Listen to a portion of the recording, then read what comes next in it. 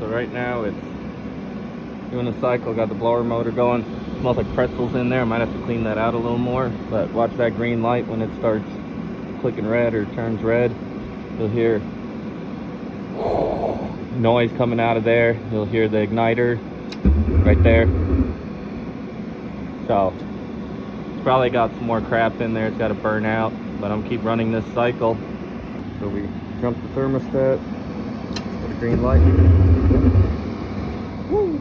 Still got some smoke coming out, but I got quite a few more pretzels out of there.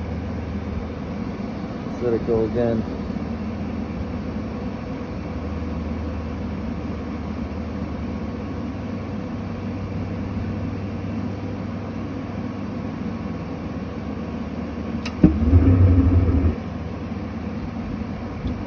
It's lighting, it's not staying lit. We're getting closer though. Do one more cycle. It'll do 3 before it bogs out.